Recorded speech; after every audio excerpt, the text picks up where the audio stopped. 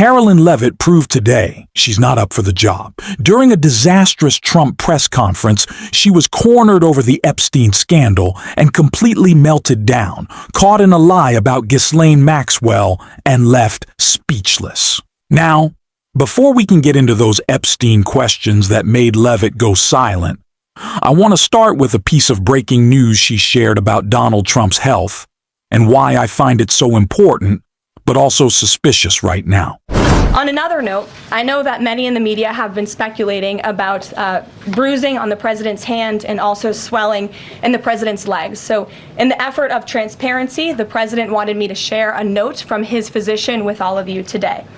In recent weeks, President Trump noted mild swelling in his lower legs. In keeping with routine medical care and out of an abundance of caution, this concern was thoroughly evaluated by the White House medical unit. The president underwent a comprehensive examination, including diagnostic vascular studies.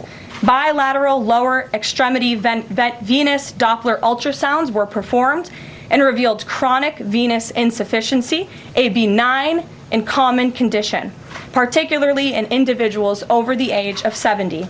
Importantly, there was no evidence of deep vein thrombosis or arterial disease. Laboratory testing included a complete blood count, comprehensive metabolic panel, coagulation profile, D-dimer, B-type natriuretic peptide, and cardiac biomarkers. All results were within normal limits. An echocardiogram was also performed and confirmed normal cardiac structure and function. No signs of heart failure, renal impairment, or systemic illness were identified. Additionally, recent photos of the president have shown minor bruising on the back of his hand. This is consistent with minor soft tissue irritation from frequent handshaking and the use of aspirin, which is taken as part of a standard cardiovascular prevention regimen. This is a well-known and benign side effect of aspirin therapy. And the president remains in excellent health, which I think all of you witness on a daily basis here. So the president wanted me to share that note with all of you. I'm happy to take further questions. We've been talking a lot about Donald Trump's bruised hands and swelling around his ankles, and now, out of nowhere, Carolyn Leavitt admits there's a medical issue. This is the same person who earlier brushed it off as nothing more than handshaking. Now suddenly, it's something worth addressing? That timing feels strategic. It looks like they're hoping the media will latch onto this health scare instead of continuing to focus on the Epstein scandal. But the distraction clearly isn't working. When Leavitt was pressed with a direct question, she gave a terrible, fumbling answer that only raised more red flags. This clip is right here. For being with us today. Sure. Jackie. Thank you, Caroline. There's been a lot of discussion about the Epstein files and the president's comments yesterday calling it a hoax. Can you clarify which part of the Epstein hoax is the hoax part? The president is referring to the fact that Democrats have now seized on this as if they ever wanted transparency when it comes to Jeffrey Epstein, which is an asinine suggestion for any Democrat to make. The Democrats had control of this building, the White House, for 4 years, and they didn't do a dang thing when it came to transparency in regards to Jeffrey Epstein and his heinous crimes. It was this president who directed the Department of Justice and the Attorney General to do an exhaustive review of all files related to Jeffrey Epstein, which they did.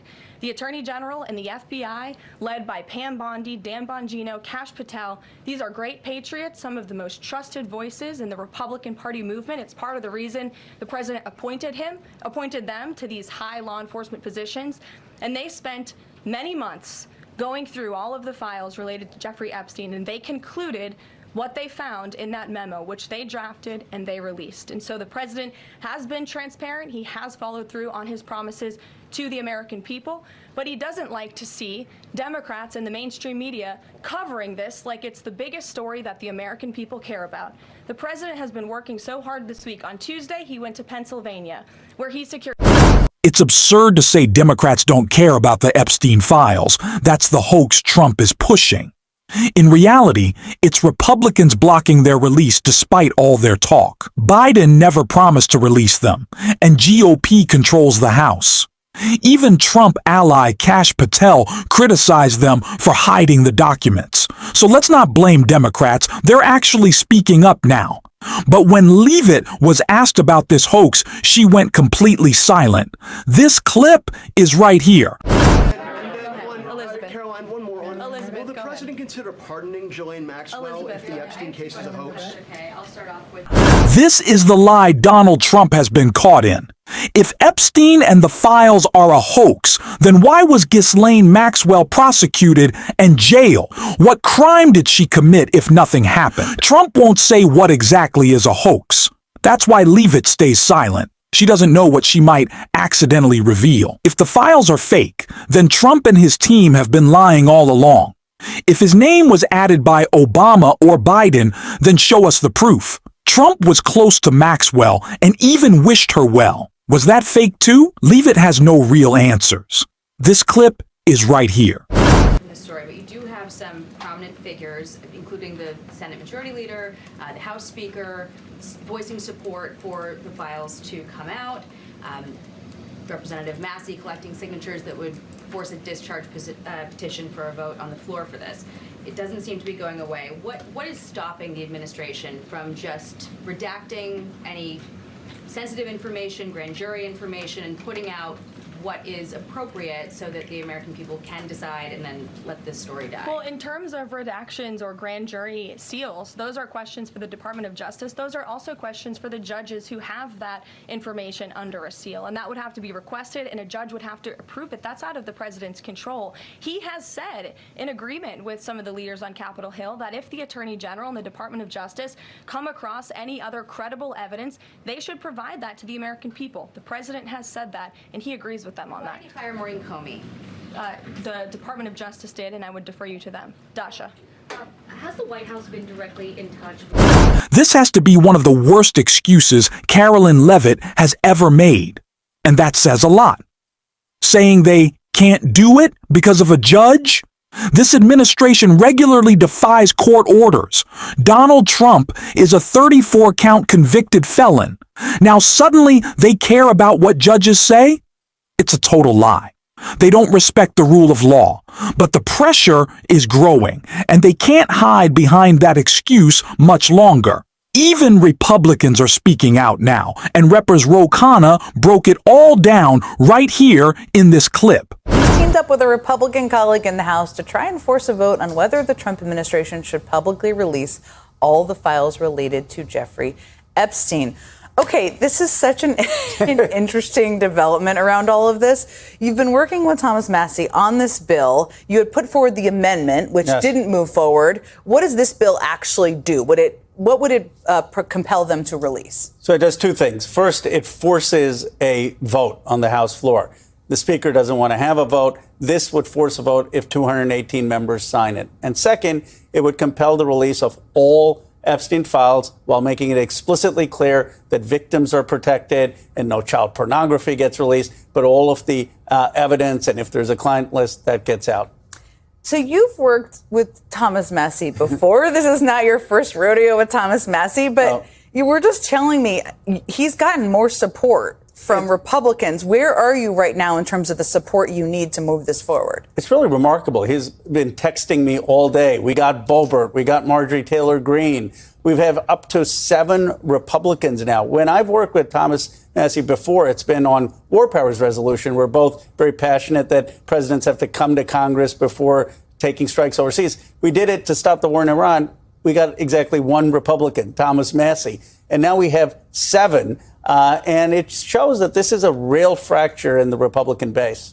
And that's enough, isn't it? That's enough. So the way this works is the bill needs to be on the calendar for 7 days. After 7 days, we can get the signatures. Unfortunately, Congress will be in recess in August. But when we come back, we'll have the signatures and then we get a vote. But what's happening is the president is hearing this and responding. He's not just lashing out at Thomas Massey on Truth Social, where he's getting ratioed for the first time, but he's also now saying, look, he wants to appoint a special prosecutor. I think what the lesson for Democrats is, look, we don't have to respond to Trump in kind. When he insults us, we don't have to just insult him back or get in the gutter. We can actually fight him in a very smart way, which is to say this populism was a house of cards. You said that the government was corrupt. You said that you didn't want to protect rich, powerful men. And then when you had the chance to release the files about protecting rich, powerful men to protect our children, you bluffed. Well, but don't you think that's all just him melting down and freaking out? I mean, even the special prosecutor thing, which the headline in that is totally misleading, because he's basically